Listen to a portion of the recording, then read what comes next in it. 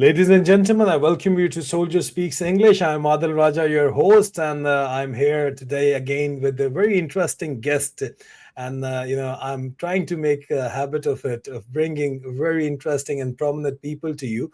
And today I've got my guest from the USA, Mr. Erik Sperling, is joining me. Erik Sperling does not need any introduction, but still I would like him to introduce himself to the audience. But before that, the introduction I have for him is that Erik Sperling here leads Just Foreign Policy as its executive director in Washington, D.C. He's pushing for U.S. diplomacy and accountability in interventions while drawing on his experience advising progressive lawmakers like Ro Khanna and John Conyers on international affairs. His work highlights the human cost of sanctions, such as those strangling Venezuela's economy and risking famine amid naval escalations. He occasionally spotlights allied concerns like mounting U.S. congressional pressure on Pakistan's Army Chief Asim Munir's regime through sanctions and vote threats over authoritarian crackdown. And he has been advocating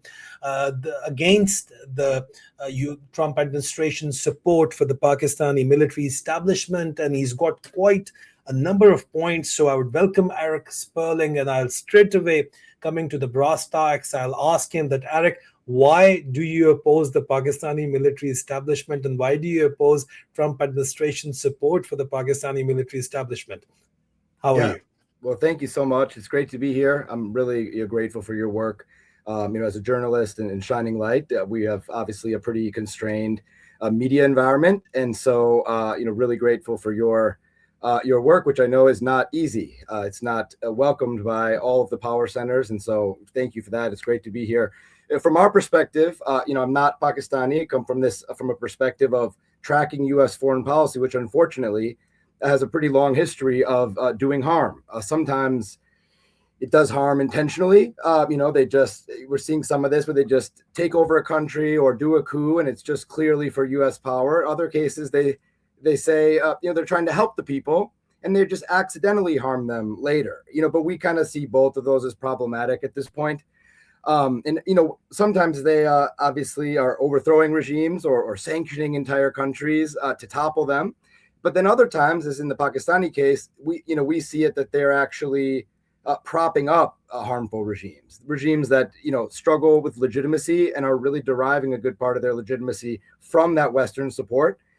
We think that's inappropriate. We want the Pakistani people or any people to really be in charge of their own destiny. And when the U.S., again, whether it knows it or not, we could get into that. Some of these officials may not realize just how much they're, putting their finger on the scale in favor of the regime. But we think that's inappropriate. We want to, bring U.S. policy to a place where it's neutral. It's building genuine collaboration and cooperation with countries, and not trying to shape them push them down a particular path. And so that's the general view. So in that sense, what we really focus on is U.S. policy exclusively. It's not just limited to Trump. Obviously, we've seen this recent connection between the so-called field marshal and Trump, but this goes back, obviously, some decades, even probably before I was born, arguably. So, but yeah, that's how we see it. Very interesting, Erik. So, Erik, before we jump into the brass tacks, let me ask you, since you're a Washington insider, how much impact does the Pakistani lobbying efforts at the cost of $600,000 per month is having on the U.S. policy vis-a-vis Pakistan? When you say the Pakistani, we kind of have two sides. We have sort of a grassroots effort, and are you referring to the regime side effort, or? I'm talking about the money being spent, which has been declared in the FARA declarations in the U.S. by the Pakistani state, by the Pakistani establishment, that is to an amount of $600,000 per month is being spent on lobbying on behalf of the Pakistani regime in the U.S. So, it has visibly had an impact while the Pakistani Field Marshal was invited on a lunch to the White House, and then later on, the Pakistani Prime Minister and the Field Marshal again was invited to the White House, and quite openly the pictures were issued, and there were a lot of pleasantries exchanged. And later on, the Pakistani government nominated President Trump for the Nobel Peace Prize. And well, this is the direct result of the lobbying efforts by the Pakistani establishment, which is spending on record $600,000 per month in the US. And there are other allegations. I'm not going to go into the allegations, but evidently President Trump calls the Pakistani army chief as his favorite field marshal. So how is it working out for him? Yeah, well, I think one thing to keep in mind is, is that a good lobby firm, such as the one that they're using Pakistani public funds, to pay for. I don't recall the Pakistani people consenting to that, but that didn't stop them, obviously, from using that money. But a good lobby firm is not going to really broadcast what they're doing. And so it's hard for us. And the last people they're going to want to know what they're doing would be us, because we're very much on the other side advocating for what the American people want, which is to essentially leave Pakistan alone, let Pakistan have a democratic process that is not, so all that to say is we don't know for sure, but there has been a really impressive increase. I will say I'm not a fan of it. I think it's improper, but they've done a great job ever since that announcement. And we don't know exactly what that lobby firm has done. But, going back to obviously the trip of the 3 Congress members to meet with, the dictator back, some months back, or was it even, with Bergman and Swazi and Congressman Jackson all visited. That was a pretty effective thing. Some of the other things they've done, I think, have been quite effective. That said, they're still, I think they're pretty nervous. They see that the diaspora in the United States is not getting less passionate. They're not getting less educated. They're certainly not getting poorer. As the community is doing better and better. They're educated. They're learning about Congress. It's still in the early stages of learning how to influence things. So I think they're nervous, but I will also say that it's not just the lobby firm. They're working together with people like Marco Rubio and people across the State Department. So it's they have the lobby firm, but it's supporting efforts that are coming out of state, DOD, and likely the intel community as well. And they all work together. And so that's what our grassroots movement is going up against. So it's, no small challenge. I would totally agree with you, Erik, that the Pakistani diaspora, which is very powerful because the Pakistani physicians have got a lot of money to be donated, and they do donate it quite regularly in the US elections. But they are just learning the ropes to have real influence, and by converting that donation amount into political leverage. So, but obviously, people like you are supporting them because they support democracy in Pakistan, and because of that, there has been a bipartisan letter now you talked about Marco Rubio to the U.S. Secretary of State, calling out and calling out the atrocities of the Pakistani military regime, calling out the Pakistani army chief, who is the de facto ruler of the country, and calling for sanctions against him as per the Magnitsky Act. So my question to you, Erik, is that there's been a letter even before this as well, and that was also a bipartisan letter. This time, mainly the the Democrats are writing this letter, and that then there is a dichotomy that it was the Democratic government of President Joe Biden which was instrumental in removing the Imran Khan government in Pakistan, and obviously then staying silent on the election rigging in Pakistan in February 2024. But now this letter, how come the recent letter written to the US Secretary of State any different from the one which was written previously? Has something changed or something moved in the US regarding the policy and regarding the lobbying of the Pakistani diaspora, which is quite powerful over there? What do you have to say? Yeah, well, what's changed is that, Marco Rubio, I think folks may have seen the photos. He was giddy with happiness because his plan to get Trump to connect with these rulers of Pakistan and their plan to essentially offer him really whatever he wanted to hear. That's what he likes, to be people who are really, bending over backwards, showing him respect. And these guys, I think, your audience knows it better than anyone, that these guys are the masters of that. They are the masters of how to kiss up to someone, get on their good side. I mean, no one does it better. They really don't. The problem is that but the issue is in their desperation to please Trump. We've seen this in other dynamics too, because Trump is so powerful. People are desperate to please him, especially if your legitimacy is so low. The problem with that, though, is now they are really aligning themselves with one of a character who is not going to be in office forever. He has low approval ratings now. Depending on what happens in the midterms, he's going to be seen as a lame duck. And so it's a risky strategy. It's a short-term gain to have a connection with the president, but it's a very long-term risk because it's allowing, basically other, more sensible people, even more hawkish people, it's harder for them to align with the dictator that is so close to Trump. And so I think this letter shows that Democrats are going to start to, there's going to be even more interest from Democrats now that Trump has aligned with the so-called field marshal. And that's going to be one angle. That said, I think the Pakistani American community still has ties with a lot of Republicans. Again, they're not really the never Trump Republican. They're not really the pro-Trump Republicans. They're more of the traditional Republicans so I think in that sense, the significance of it is that, Democrats, you may have noticed there's really key senior Democrats on this letter, including for the Appropriations Committee, including for the Rules Committee. So these are going to be the Democrats that can insert and force votes on major provisions that essentially if Democrats win the House back, which they're quite expected to do, I think we're going to see a series of unprecedented historic votes tightening the screws on that U.S. relationship and really putting it under scrutiny. Right now, Mike Johnson is essentially protecting Donald Trump's relationship. He's been blocking votes in the House largely. But if we get Democrats back in the House, I think we will see a lot of attention. And that's what's happened in the past, too. For example, back when Obama did the Yemen war, he handed it off to Trump. And then when we had Democrats in Congress, we were able to put a lot of pressure because Democrats, some of them are progressive and doing the right thing, and other of them hate Trump. So between those two groups, you can really start to build some opposition. So if I was the Pakistani regime right now, I would, be happy that I scored this win temporarily with Trump, but I would see that there are still medium-term, serious warning signs, and the stress is gonna tick back up again as we start to have votes that are putting restrictions on U.S. military support, the trainings that they love, the types of weapons that they hope to get. So I think that's what's in store, and that's kind of the significance of what the letter's building towards.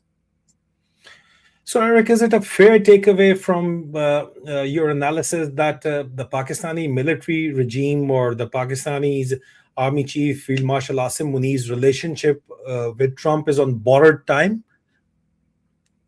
Well, I think we know, everyone who knows Trump or studies Trump, I don't think, is there any evidence he's said the Field Marshal's name yet? I don't think he said his name once that we've seen. Someone can tell me if he said it once. So this is not a very deep relationship. This is a relationship based on these guys being the world-class people at saying what someone wants to hear. And that's not, as we're seeing with, some of the recent developments, that's not necessarily going to be a durable relationship because they're going to tend to overstate what they can deliver in their desperation. So once it's revealed that they're overstating it, that's where Rubio is going to have a tougher task, essentially, to, he wants the relationship to be strong now. And then when they can't deliver, he's going to try to not let Trump really see that. And it's going to be our job, as a community, to show that these promises were totally, something that they're not really able to deliver on, and that Trump should reassess this relationship because it's for all the different reasons, both political and strategic. So, Erik, coming to addressing the elephant in the room, and that is the Pakistani army's deployment in support of the Israeli Defense Forces, IDF, in Gaza. Now, that is a discussion which has been going on for quite some time, and there is obvious reluctance from the Pakistani side because there is a political opposition to it, and there is an internal friction in Pakistan and the greater Muslim world as well regarding any deployment in Gaza, because that will essentially involve fighting with Hamas to disarm it. And that was it has got huge stakes. Like the Egyptian president Anwar Sadat, I remember, took a decision of accepting Israel, and he paid by it through his life. if you remember it correctly. So obviously, it's a big decision for any military dictator anyway. Nobody is going to go for it. And if a democratically elected representative of any government is there, they're also not going to go ahead with it. So it is a high stakes game right now. And you just said that Marco Rubio was very giddy about receiving this letter, which we've been talking about from bipartisan congressmen, and whatsoever the reason may be. My next question to you is that while we understand that there are different power centers in the US, and I would like you to explain it to the audience, do you think that the Trump administration is going to use this letter as a leverage against the field marshal, against Asim Munir, to force him to deploy the Pakistan army on their own terms, on the Israeli terms, in Gaza? Yeah, I think so. This group that signed this letter would be the group that would be most likely to be critical of that deployment. So, I think a lot of, folks, both, just from my sense of the commentary that we see, folks tend to think the U.S. government is in coordination. In reality, since we have a two-party system, there's actually 2 or 3 different parties within the Democratic Party. This letter, I would say, is there's some mainstream folks, but it's more of the progressive human rights wing of the Democratic Party, which is growing because it's not just progressive human rights, but also kind of the anti-war wing. And so, I don't think there's really a way for him to use this as leverage. The main thing he would use as leverage is essentially the fact that, Trump did have supporters, and is aware through Richard Grenell that there's a community that wants Imran Khan to be able to serve as prime minister, given that he overwhelmingly won the election from jail. So that's really where the leverage comes from, I would say. And then also the leverage comes from the fact that, unlike the Saudis or UAE, who at least kind of pretend to have a little more dignity, when you go in and you just show we'll do anything to get your support, it's going to be hard for them to now explain. They have a military. The military kills, terrorists, alleged terrorists by the thousands, is wage a massive disastrous war on terror. And obviously your audience knows this is not a good war on terror, but they certainly have the ability to kill so-called extremists. So it's going to be very hard for Trump, who has almost no other option of a capable military that could do this. So I think that's really the leverage. And it's, and it's going to be quite interesting to see how they play it, because I think what we've seen is that Hamas has remained quite, a presence there, which has been surprised a lot of people in the U.S. that they've been able to. So that, it would be interesting to see. But no, I don't think so. This letter, I would say, if anything, it doesn't necessarily impact that particular fight. And just the one point of clarity, I would say Rubio is giddy about. What he's giddy about is that his plan to bring Munir and Trump together worked very well. And there's some funny White House photos of him just grinning ear to ear, because it's a high stakes. Every time Rubio has a neoconservative type plan, he takes it to Trump. It's a little bit of a dice roll how it will go. So these neocons, when they go to Trump, they get nervous. They try to set it all up so it will work perfectly. And when it works perfectly and Trump goes along, they're so relieved, basically. Well, Erik, acknowledgement from me that you definitely know your stuff, because you've just pointed out that the President Trump does not require, or the Trump administration or Marco Rubio do not require the letter by the congressman. In fact, they've got Imran Khan in jail, and if today they announce support for Imran Khan, even that announcement of the support, or even if they announce publicly that Asim Munir and the Pakistani military establishment should free Imran Khan, like Richard Grenell was quite openly talking about it, whom you just mentioned, even if it comes from a White House spokesperson, that is going to shake the foundations of a very, very fragile Pakistani regime right now. So you're right, they've got the leverage, and I wonder why they're not using it. But then you also brought out the point that it's a neocon plan by Marco Rubio, and they're going ahead with it. But then we also noticed that there is no mention of Pakistan in the national security strategy of 2025 of President Trump. I mean, Pakistan is totally omitted. So does that bring Pakistan to a point as an afterthought, or just as a Pakistan remains only as a transactional relationship over here? Before we move on to the Pakistan army deployment to Gaza, please could you clarify this point?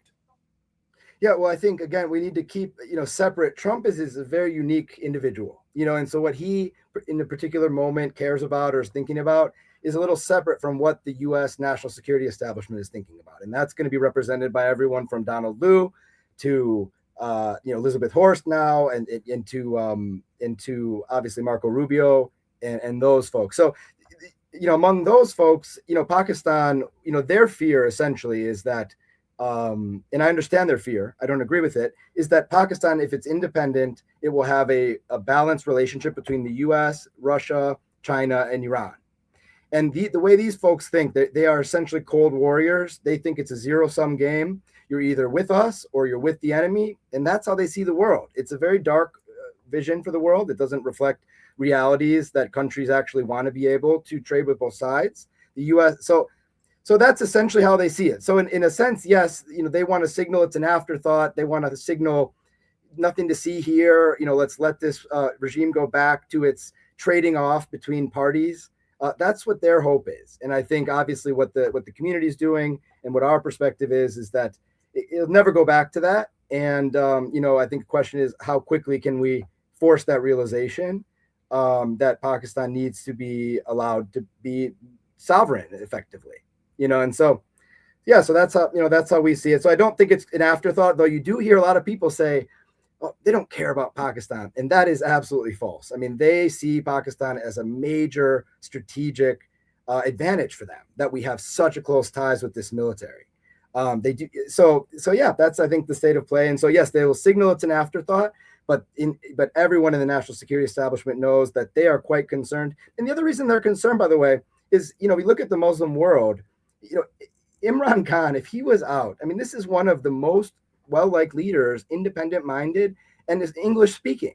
So they're very worried that if he gets out, MBS and all these other folks, for whatever virtues they may have, they're not powerful speakers and leaders like Imran Khan. And so you can then have an Imran Khan leading a more balanced foreign policy that is not so focused on, Israel bombing and starving, and that's what Imran Khan would likely not be a big fan of that approach. And so that's what they're really afraid of, is that you have that independent voice that drags the rest of the Muslim world towards a more sane position. Very interesting stuff. So, Erik, moving forward to the Pakistan Army's deployment into Israel, and you've just mentioned Mohammed bin Salman and Mohammed bin Zayed, and right now, knowing the pulse of Pakistan, Mohammed bin Zayed, that is the UAE, has got the deciding vote in Pakistan and the influence in Pakistan because of their investments in Pakistan. Of course, there's been a Pakistan KSA, the Saudi Arabian defense deal is there.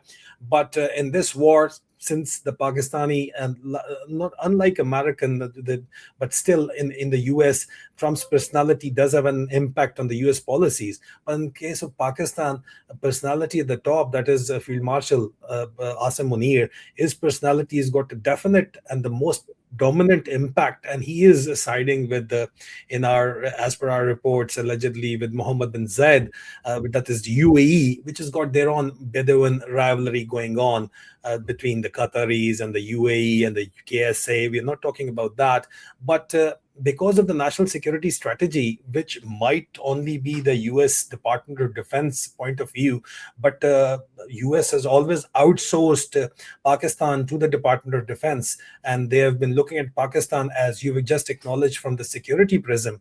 So in that way, the national security strategy of the USA has got a direct impact, and Pakistan being omitted out of it has got a direct impact. And they've always had this leverage of the counterterrorism efforts, and they are trying to gain prominence again from the counterterrorism point of view. But obviously, USA under President Trump is not looking to be the global policeman unnecessarily and spend all that money on the foreign policy and on the global policing, and they want to outsource that global policing to the regional player who are willing to spend that kind of money and, of course, gain advantage out of it. So in the case of Pakistan, we see that it is KSA, Qatar, or the UAE, and knowing Pakistan, it is the UAE which is have a deciding vote over here. So the UAE is part of the Abraham Accords, but even then, they're unable to subdue the dissidents inside, United Arab Emirates against Israel. So to support Israel is not something the UAE is willing to do openly, or the KSA is willing to do openly, or the Qataris definitely are not willing to do openly. So they are not going to ask Pakistan openly to deploy troops in Gaza in support of the Israeli Defense Forces. So in this context, in this background, where Pakistan is no more part of the national security strategy priority, definitely they are an important player as per the Department of Defense, and that CENTCOM has been dealing with them, and they'll keep on dealing with them. Do you think CENTCOM would be able to convince Pakistan to deploy, irrespective of the opposition in the Muslim world, which you've just mentioned, and irrespective of the severe opposition and severe friction within the Pakistani armed forces itself and the Pakistani Mullah military alliance itself, and the Pakistani religious community is strictly against anything to do with Israel, in support of Israel, and the Palestinian movement is seen as a legitimate independence struggle by the Muslim world, and particularly by Pakistan under the circumstances? Do you think practical steps, and do you think practical deployment of the Pakistani military in Gaza? Yeah, well, I think one irony is that remember that the Pakistani regime and their allies and their social media apparatus was attacking many of the efforts to support human rights from the United States, saying that these were Israeli agents. They're working with Israel. Imran Khan clearly, as a result, is an Israeli agent. So this is exactly now they're literally being asked to go essentially kill Israel's opponents on Israel's behalf, so that Israel doesn't have the bad public relations from continuing mass slaughter. So it's kind of ironic, but my sense is that they will be able to hide behind the Saudi and UAE excuse. Essentially what happened was, the Saudis and the UAE, working with actually Democrats and Republicans like Lindsey Graham, they wanted to do a more clean break where you would really force Netanyahu to essentially to completely back out, and then you would impose a two-state solution. That would actually not be a great deal for the Palestinians because they wouldn't have any leverage, but it would be sold as like the best you could get. So then when Trump, Kushner's tried to do this, but Trump hasn't been able to put the pressure on Netanyahu in the way that the Saudis and the UAE were hoping. And as a result, they're all skittish. None of them want to be seen. They thought they would go in the context where Netanyahu has been kind of brought to heel and humiliated and essentially pushed out of power. Then they could say, there's a turning point here. Obviously, Israel was genocidal. We worked to force a change, even if it really was just setting up a neo-colonial, state, essentially two-state. They would at least say that was something. But unfortunately for them, and for even Israel, many of the Israeli savvy hawks are also disappointed. They wanted Trump to turn the screws, have this turning point that would allow these different regimes to come in, including the Pakistanis. So that has not happened. I think that ultimately they will hide behind the Saudis and say, essentially say to him, for the same reasons they can't, we can't. And then we'll see how Trump reacts. But hopefully if there is a tension there, he realizes that these particular regime can't deliver. Hopefully we can get him thinking about the occasional time when he does the right thing. And in the case, there isn't anything necessarily preventing him from, serving all his many donors and supporters in the election and actually getting Imran Khan freed with a couple brief actions that could get it done quite quickly. Very, very encouraging observation, I would say, Erik. But do you believe that Imran Khan is going to play ball when it comes to deployment, the Pakistani military's deployment in Gaza? Oh, I mean, you all would know better, but it's virtually impossible to imagine that. I don't even think it would be asked. I don't even know that the war would have gotten this far if Imran Khan would have been out speaking freely. I think it's potentially not a coincidence. Again, there's the two parts. One is they don't want Pakistan to have an independent foreign policy that is closer to Russia and China. And the second part is they don't want that powerful Muslim voice who is sophisticated English speaking westernized guy, but also can speak to religious people. I mean, that is in their mind, the way they see the world, that is something that they see as very threatening to the US and Israel. in part because U.S.-Israeli policy in the region is so incredibly difficult to defend that if you have even one leader essentially just laying out what's happening, the whole region will say, yeah, we agree with him. And so that's why they have to keep it so monitored with kind of U.S. Aligned leaders. And so Imran Khan is always going to be his own guy, as he's made quite clear. So, Eric, knowing President Trump to be this cowboy sort of Yankee, of course, sort of with us or against us, sort of a personality who means business, who wrote the book, The Art of Making Deal, and he does make a deal by hook or by crook. Knowing him, how would he take if no is the answer? Like the Saudis are reluctant, the Emiratis are reluctant, irrespective of all the support, and they've got 1,000 excuses. And if there is a no from the Pakistani side as well, because the Pakistanis are not getting a lot of money for their efforts, obviously, in fact, they're being asked, as per our information, as per the Times of Israel report, to provide funding for the reconstruction in Gaza, which is $1 trillion project, and which will not go to Pakistan, obviously, because Pakistan is not producing any raw materials as such. And there will be a ban on Chinese to provide, apparently, reportedly, on any raw materials to the Gaza reconstruction. So the Indians are going to benefit from it, and third parties which will buy stuff from China to provide it in Gaza's reconstruction as and when it happens. So obviously the Pakistan's role, as it's seen in Pakistan, would that be of a watchman, or as a gun for hire, or as mercenaries acting over there, which has got severe political consequences in Pakistan and within the military even. All right. So if Asim Munir does back down, and knowing Trump's personality, what would be his reaction? You have already talked about he would go and release Imran Khan. But other than that, how is he going to achieve that? And is he going to punish the Field Marshal Asim Munir for saying no? Or how do you see it playing out? Yeah, man, it seems certainly a possibility. But, you're going to have different actors such as Rubio, folks at Defense Department, who are a little bit more aware of kind of the political constraints that an illegitimate regime like Asim Munir's has, and the cultural dynamics. Trump doesn't appear too interested in cultural dynamics in the Muslim world, we could probably say. But that's where sophisticated operators, neoconservative operators like Marco Rubio, they do strike those balances, because in order to advance their view of U.S. power, you have to know those nuances. So I think they will certainly work to soften it or to protect kind of the U.S.-Pakistan relationship, because it's such a priority for them. We don't know how Trump will react. I think more likely, what if my guess, we don't know, but if Pakistan says no, I think that's going to then give space to these folks who want Trump to turn the screws more on Netanyahu. Again, it's not because they actually, oppose, Israel, or, want real accountability, but they need to create a turning point so that the Saudis, the UAE, and the Pakistanis and everyone can essentially say, look, we constrained Netanyahu. We got something for this. And so we're not just supporting the genocidal Israeli regime.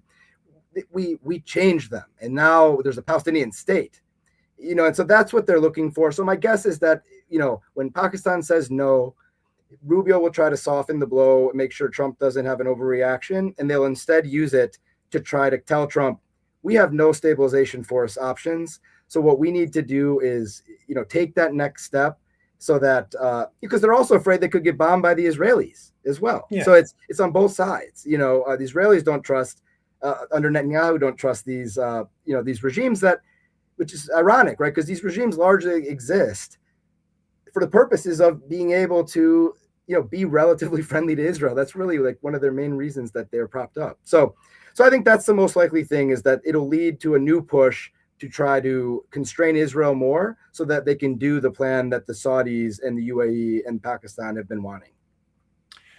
So, Eric, there's chatter in the Pakistani general headquarters and the Pakistani military headquarters that Israel is asking for diplomatic recognition by Pakistan and the Pakistani passport. There's only one country which is written on the Pakistani passport that you cannot travel on this passport to this country, and that is Israel. So, how can you expect to deploy a military in support of the Israeli defense forces in Gaza if you do not accept Israel? Firstly, secondly, okay, if there is a two-state solution, or if they then it is a possibility. But is there going to be a two-state solution?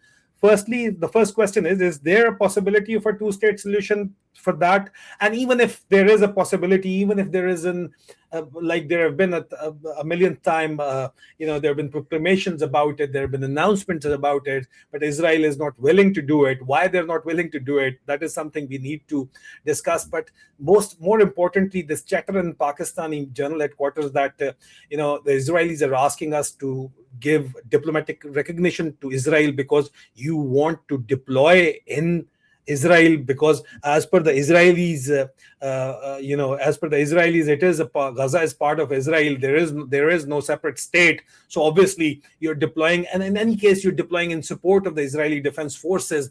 And if you're not recognizing the Israeli state, then how can you deploy your forces over there in their support or even in Gaza? So how do you explain this? Is this a logical demand, alleged demand from Israel to give diplomatic recognition? And they have been talking about it quite openly in Turkey. The Israeli government ministers have been saying that for the countries willing or wishing to deploy troops as part of the Gaza or the International Stabilization Force, they should be fair to Israel.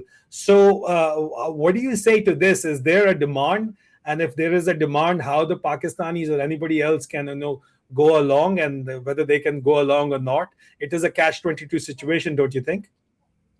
Yeah, and to me, it just signals that the U.S. and Israeli, hawks, essentially, the most, pro-Israel sectors, they really see Pakistan as just a weak link in the Middle East, and this is just the difference between having a legitimate regime that's engaging on the basis of equality, right? In that case, Pakistan would come to the U.S., they'd express their point of view, the U.S. would understand that point of view, and you'd find mutual understanding where you can, and you'd manage disagreements. But that's not what happens here, because the regime is in such a desperate place that it comes in and says whatever you want. And then, of course, they smell, they sense the weakness, or they hear the weakness. And so then they think, let's get them to recognize, Israel, or let's get them to come kill Hamas for us. And no one has told them that's not even close to what our country and our people are envisioning right now. And so it just shows, how sad it is when countries don't have, legitimate representation that's reflecting the basic, views of their people in their engagements. And so, yeah, so I mean, you all would know better than me, what they're likely to do in a sense, but it seems to me that, from everything I've heard, it would seem to be a pretty big risk politically when they're already quite unpopular. And when they've, again, attacked Imran Khan, pro-democracy people, as being, servant stooges of Israel, it would just seem pretty strange for them to go, essentially serve as an extension of the genocidal Israeli military. That would be a pretty bold move, I would think. Be one of the darkest chapters probably for any Muslim country in history. I mean, right as Israel's completing the genocide, you come in, to kind of take it over. I mean, it just is hard to really imagine and really to put into words how dark that is. Or Pakistani economy is in shambles, all right, and they are at their weakest right now because of the political instability which has been brought in by themselves by removing Imran Khan. So since they are so weak, all right, let's say, forget about the nitty-gritties of it. Let's say they do agree to deploy Pakistan army, because they have already declared, they've already prepared 2 brigade size force. 2 brigade mean the complete military division, infantry division. Two heavy brigade size force has been earmarked for deployment in Gaza, and the Pakistani government ministers are already talking about sending troops to Gaza. Why should they not send it? They're saying because it is in support of Palestine. All right, fine. Even if they go for it, do you think Israel is going to allow a country which does not recognize it to come and deploy in Gaza?